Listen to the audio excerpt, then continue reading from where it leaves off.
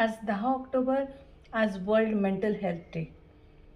शारीरिक आरोग्याबरोबर मानसिक आरोग्यसुद्धा तितकंच महत्त्वाचं आहे आणि या क्षेत्रामध्ये होणारं काम आणि या क्षेत्राचा मानसिक आरोग्याचा अवेअरनेस वाढवण्यासाठी हा दिवस 1992 पासून आपण साजरा करतो. आपल्या शरीराला आपल्याला ताप आला तो कळून येतो, तो सर्दी झाली कळून येतो, पायाला मार लागला दिसून येतो.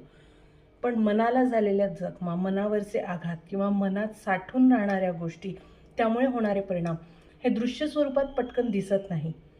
ते हळूहळू कोणाच्या वागण्यातून दिसतात, कधीकधी रोजही दिसतात, कधीकधी एखाद वेळी जसा ज्वालामुखी भडकला जातो तसा होतो. पण याचे लाँग टर्म परिणाम खूप जास्त असतात.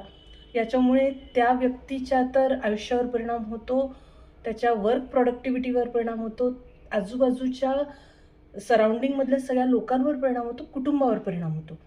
त्यामुळे मानसिक आरोग्य हे अतिशय महत्त्वाचं आहे.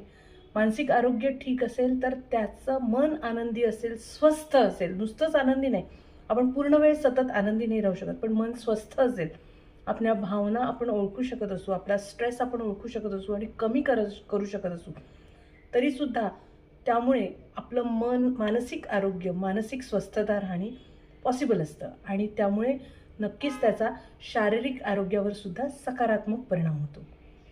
तर या वर्षीच्या मेंटल हेल्थ डेची थीम आहे हॅपी बिगिनिंग्स, होपफुल फ्युचर्स.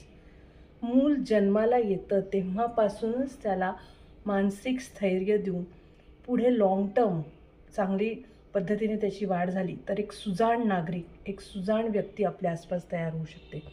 त्यामुळे या वर्ल्ड मेंटल हेल्थ डेला आपण सगळेजण असा विचार करूयात की मानसिक आरोग्य, मेंटल हेल्थ हा कुठलाही आजार नसून ह्याची गरज आपल्या सगळ्यांना आहे आणि ह्याच्याबद्दलचा अलर्टनेस असणं, ह्याच्याबद्दलचा अवेअरनेस असणं ही काळाची गरज आहे. आपल्या आजूबाजूला कुठल्याही व्यक्तीमध्ये अशी काही सिम्पटम्स जाणवत असतील तर त्याच्याबद्दल त्याला टॅग न करता, त्याला दूषणं न देता, त्या व्यक्तीला आपण जर काही मदत करू शकत असू कुठल्याही मार्गाने तर ती करायला हवी. धन्यवाद.